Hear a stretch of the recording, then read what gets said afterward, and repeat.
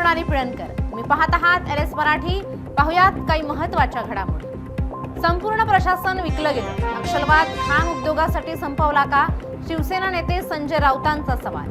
पंतप्रधानांचं ना खाऊंगा ना खाणे दूंगा धोरण महाराष्ट्रात लागू नाही, राऊतांचं वक्तव्य। कल्पना खरात माहेरी नाही, खरातच्या सासूची माहिती, मी काही सांगू शकत नाही, पोरगी एक दिवसही माहेरी आली नाही, कल्पना खरात बाबत आईची माहिती। त्र्यंबकेश्वर देवस्थानच्या विश्वस्त पुरुषोत्तम कडगडला अटक, गाभारा दर्शनाच्या काळाबाजार प्रकरणी कारवाई, VIP दर्शनाच्या नावाखाली 3000 रुपये उकळल्याचा आरोप। डॉक्टर बाबासाहेब आंबेडकरांच्या जयंतीच्या मुख्यमंत्री फडणवीसांकडून मनपूर्वक शुभेच्छा। एक व्यक्ती किती मोठं परिवर्तन घडवू शकतो हे बाबासाहेब आंबेडकरांनी दाखवून दिलं, फडणवीसांचं वक्तव्य। वादळालाही लाजवेल असं डॉक्टर बाबासाहेब आंबेडकर यांचं कर्तृत्व, उपमुख्यमंत्री एकनाथ शिंदेंकडून आंबेडकर जयंतीच्या शुभेच्छा।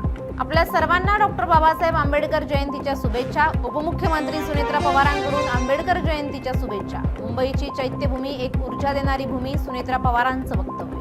नाशिकच्या चांदवडमध्ये कला शिक्षक देव हिरे यांच्याकडून फलक रेखाटनातून महामानवास अभिवादन, रंगीत खडूंच्या सहाय्यानं शाळेच्या दर्शनी फळ्यावर बाबासाहेब आंबेडकरांचं चित्र साकार। परभणीत लाखो अनुयायांकडून जयंतीनिमित्त बाबासाहेबांना अभिवादन, जिल्हाधिकारी संजय सिंह चव्हाण यांच्या उपस्थितीत बुद्ध वंदनेचं वाचन करत विनम्र अभिवादन। पुण्याच्या दौंडमध्ये जुगार खेळणाऱ्या 5 जणांवर गुन्हा दाखल, 8760 रुपये रोख रक्कम जप्त, पोलिसांच्या कारवाईमुळे परिसरात खळबळ।